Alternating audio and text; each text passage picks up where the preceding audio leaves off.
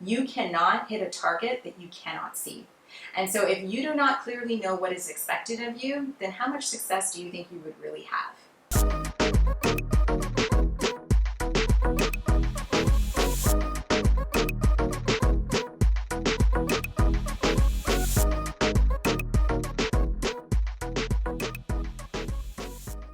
Hey there, welcome to Mac TV. My name is Mac, and this is a channel for emerging leaders as well as first-time managers who are looking to develop their skills so that they can build their confidence and lead their teams effectively. So one of the conversations that I have a lot with my clients is around how to balance their old role with their new role. So how they're continuing to do their individual contributor work and now have this new set of responsibilities that they have to handle. And I get it. I totally understand why this is a huge pain point, because when you get the promotion, nobody really talks to you about what you're supposed to do and how you're supposed to transition things. And so it can be a huge, like I said, pain point.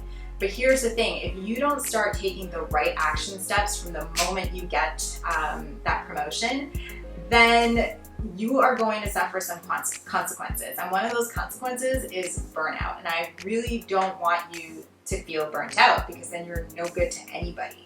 So here are a few steps that I want you to take from the moment you jump into management, okay? So I really want you to listen carefully. Step number one is to clearly define your role.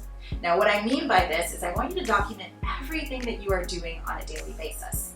I want you to document the processes that you follow, the people that are connected to those processes. So who are the people that you work with on a daily basis to help you accomplish what you usually accomplish? I want you to document the tech and the systems that you're using, anything that you can think of.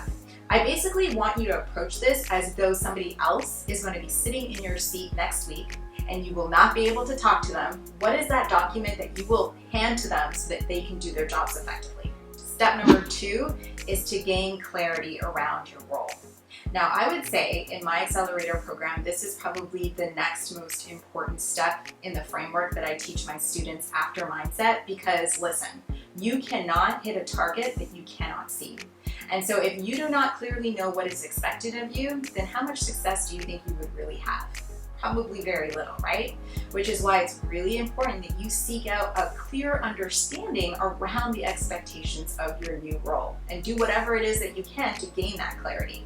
I know there's a lot of steps involved in this, but one that's really important is simply just setting up one-on-one time with your direct manager to really get clarification around what they think success looks like for your role.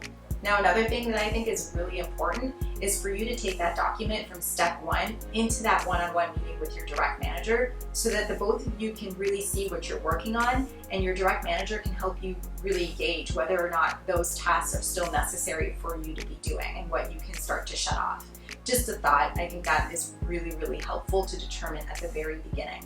Now, if you want some help diving into how to gain clarity around your expectations and around policies and culture and all this stuff that you really need to know, then I highly suggest you check out the details for my New Manager Accelerator program. Get on the wait list for that, because I will walk you through step by step what you need to be doing, okay? Step number three is to plan your transition. Now, yes, you probably won't be able to hand off everything you're doing in an instant like that. It's going to take some time, so there is going to literally be a transition period. But waiting till you can actually hand everything over is far too late. You should actually be planning what you're going to do ahead of time. So you want to be planning timelines, you want to be planning deadlines for certain things, as well as who's going to be taking over this. Perhaps you'll decide that instead of handing over your position to one person, that you're going to spread out the responsibility. Either way, you want to be thinking about that and how you're going to train whoever takes it over, or the people that take it over right from the get-go. So you really want to be planning out this transition period. Don't wait till it's too late. Step number four is really, really important, so please do not skip this step. What you want to do is set up time with each and every team member to discuss the transition, as well as what this means for them.